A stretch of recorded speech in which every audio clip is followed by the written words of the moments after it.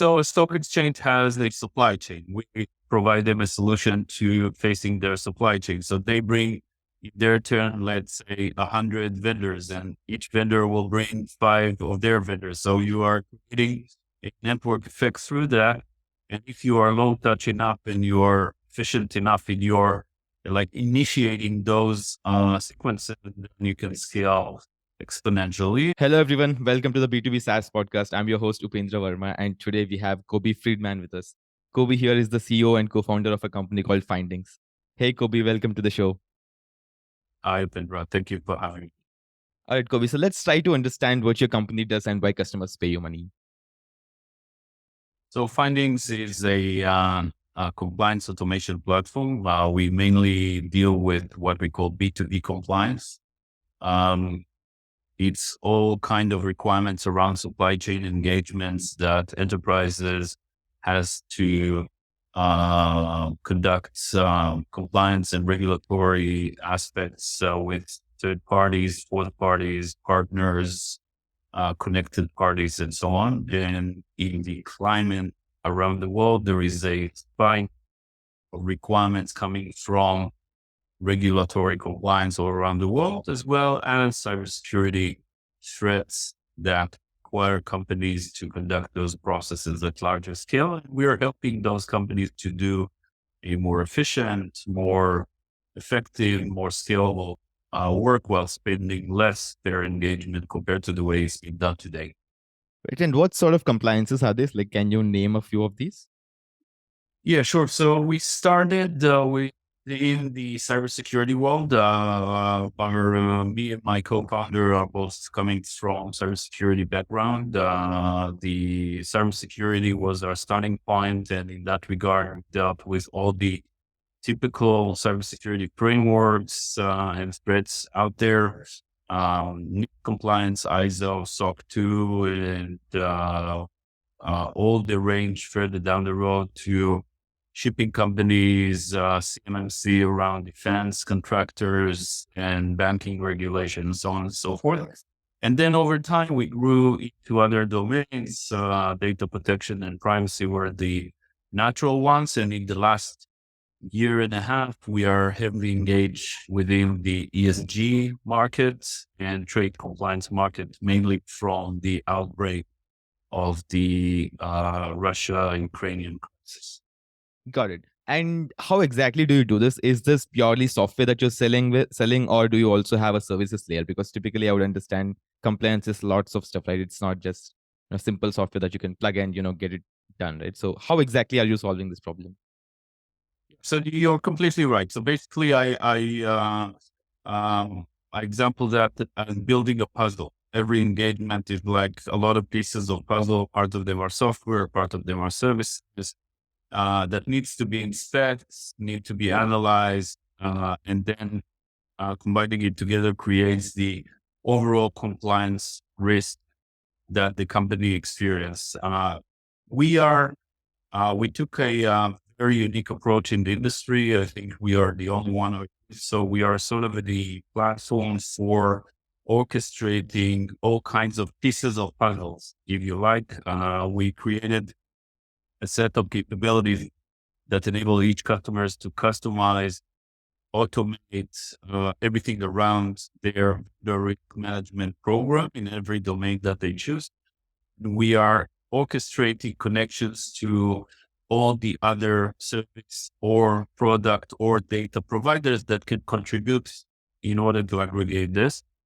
So we are purely software. We are working a lot with service providers and mainly managed services and MSSPs, managed service security providers, and also some integrators around the world on our larger deployments. Got it. And one last question around the product here, right? So typically companies would do compliance like once or something like that, right? So how exactly is your software? Is it a recurring model? Like, does your software help them stay compliant all the time, or is it something that they would use it once for a couple of months or some like for a period of time and then they just choose to move on? So the world is changing in the requirements, and we are enabling to go through this change. Basically, compliance process is very manual, labor intensive, very contextualized to the specific situation, the vendor and the customer, and because of that, cannot really scale. Most of the services out there today are billable hour based, mainly made by consulting firms. The compliance process is being done upon boarding or upon engagement. And sometimes it's a regulated company every certain period of time, 2 years, and maybe more than that, depending on the budget that they have. But the requirement is to go to get into a continuous monitoring phase. That regard, the fact that we are automating a lot of the manual processes around compliance, around verification, audit checks, and so on, enables our customers to dramatically reduce cost per engagement, and because of that, be able to cover much more engagements, and to do that on a continuous basis rather than periodic basis. So basically, we are enabling them to build their own VRM Yeah, got it. program and to orchestrate that automatically. All right. So let's move on to your customers now, right? So I want to get a sense of like how many customers do you serve as of today on your platform? So it's a tricky question because we are dealing with supply chain, so there is a network effect here. It's important to understand that we have a unique model. Basically, we are a subscription-based company. We are encouraging to bring as many engagements as possible, and we are zero touch. Means that customers are coming to us, registering and starting to experience a product from there. Currently, we're serving about 1,000 customers, and we have around 250,000 companies overall who are in our platform. They're vendors, they're supply chain partners. And because of our go-to-market strategy, which is partnering with a lot of service providers, stock exchanges, and other entities, we are in processes of onboarding 10,000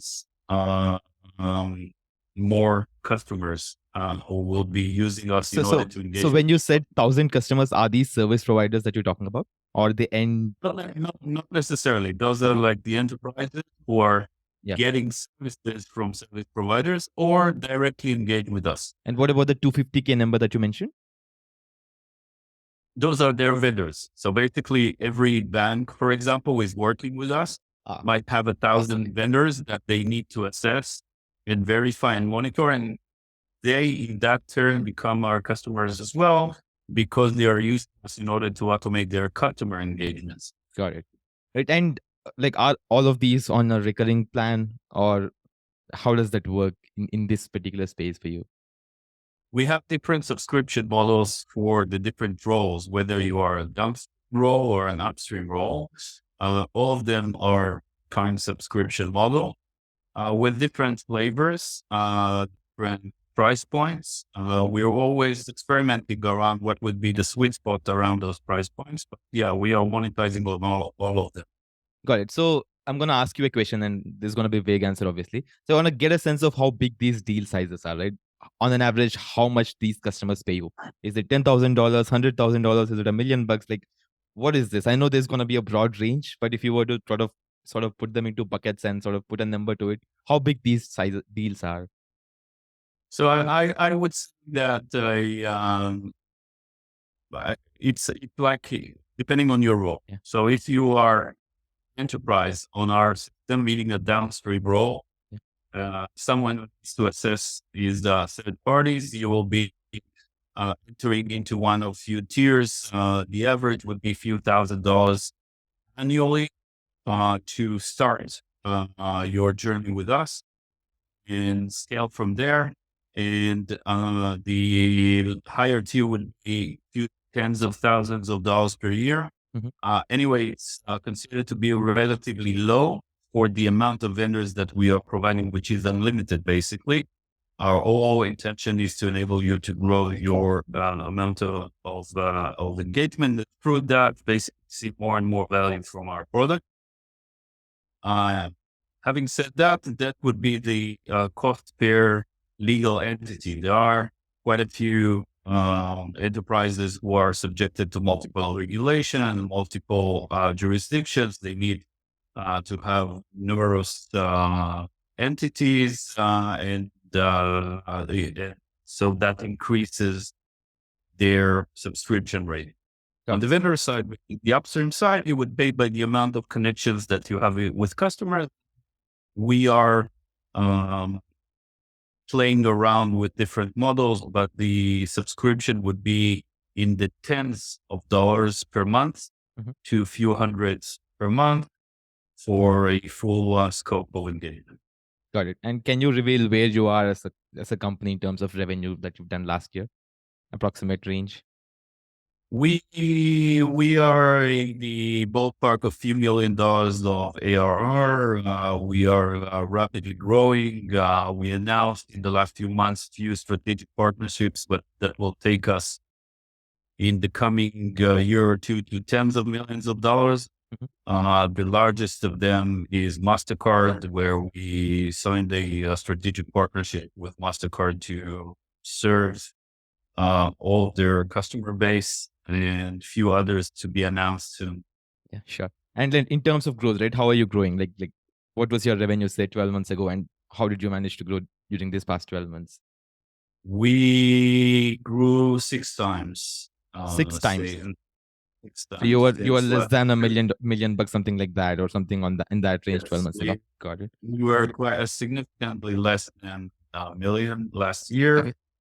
We matured with our product. Basically, we're trying to optimize on one account. We're trying to optimize on the network. We'll come to the growth now right away. So I want to understand, right, where you're getting all of this growth from, right? Strictly from a top of funnel perspective, where are you finding all of these new customers? What's been working for you?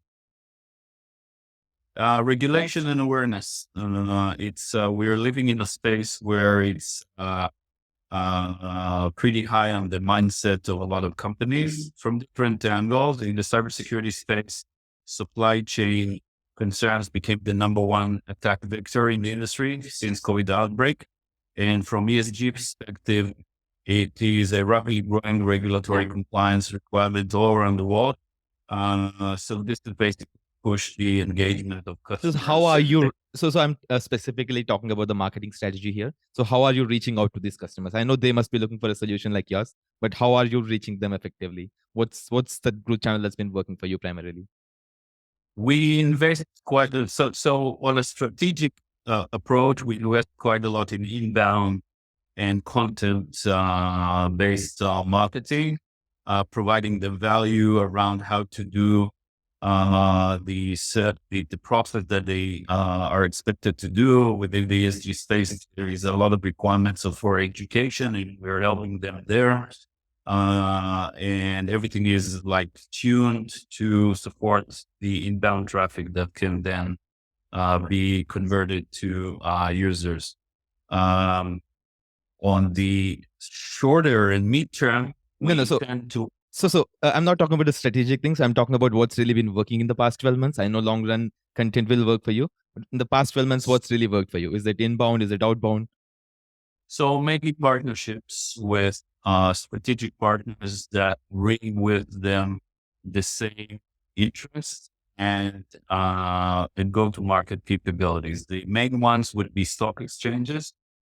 We found interesting synergy between us and quite a lot of stock exchanges in the world. It started from NASDAQ and mainly London Stock Exchange Group that we are working quite a lot with them around ESG. And their turn, basically, we go to market to the traded companies. The traded companies are most of the time, they're like the top of the funnel, their jurisdiction, and go from there. All right. So sort of a viral model starting from a single point, which has a lot of traction to provide. All right. So essentially, you go to stock exchanges, you look at these traded companies, and then you start there and sort of start conversations there. Is that what's been working for you? So a stock exchange has a supply chain. We provide them a solution to facing their supply chain. So they bring, in their turn, let's say 100 vendors, and each vendor will bring 5 of their vendors. So you are creating a network effect through that. And if you are low touch enough and you are efficient enough in your like initiating those sequences, then you can scale exponentially. And this is what we're trying to optimize. Got it. And like talk about the sales cycle or the conversion aspect. Like you mentioned a lot about it being no touch. Is it really no touch, or like is it as simple as somebody discovering you and just getting started, or do you have anything else happening there? So I would say that we are much closer to no touch than what we used to. But basically, it's a journey. Yeah. It's a long journey of understanding and automating those processes. I would say that we are about 60% no touch. The rest is low touch. Everything that we develop and do, we expose self customization capability. So we are getting more and more better and better at that. And I would say only 5 to 10% of our capacity nowadays is higher touch, mainly for very large accounts that we serve. Right. And talk about the sales cycle, right? It's like how much time does it really take? Once somebody discovers your product and they realize that they've got to, use it, right? What happens after that? On an average, typically at this point of time. So indeed, we have a rather quick sales cycle. So it's important to remember that we are inbound based. So basically we are very low touch. So we start with providing them a freemium account.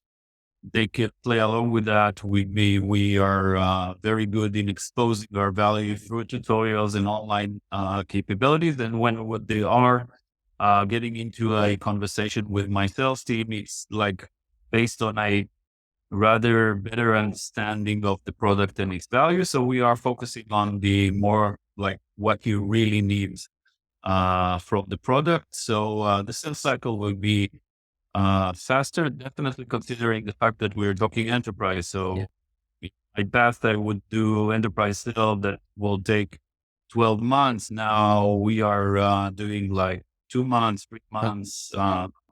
And then our whole focus is how do we provide you value through enabling you to onboard and execute on your supply chain.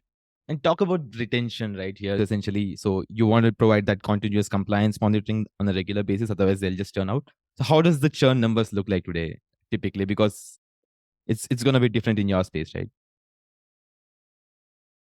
So it sounds like a cocky thing to say, but we almost have no churn. But it's not that it not existed, but the value we are providing, considering the investment, is such that it's worthwhile staying with us. And we invest a lot in developing further our automation and AI capabilities, so their life becoming more and more easier and more value. So it looks good on that end.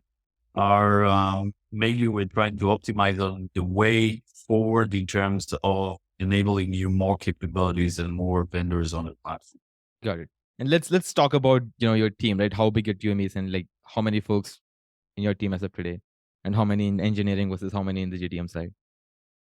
So we're currently about 30 employees. We grew 5 times in the last year.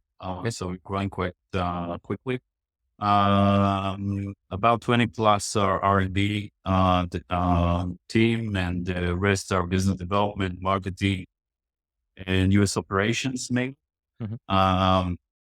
Even though part of the team is in the US, we are focusing on the US and Europe and APAC.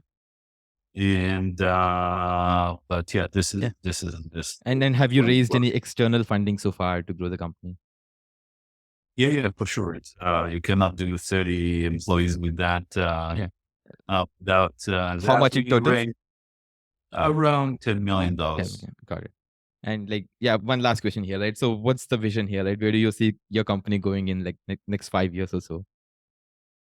So we are going to be the the compliance marketplace. We are creating something that I like to explain that with the combination of Monday.com and Ariba combined for compliance. Basically, we're going to be a sourcing point for compliance data or supply chain engagement. We're going to be the largest solution out there. I think maybe even the only solution out there, mainly because we are the only vendor in the market who is oriented towards this goal. Got it. Yeah. All right, Kobi. Thanks for taking the time to talk to me. Hope you scale your company to much, much greater heights. Thank you.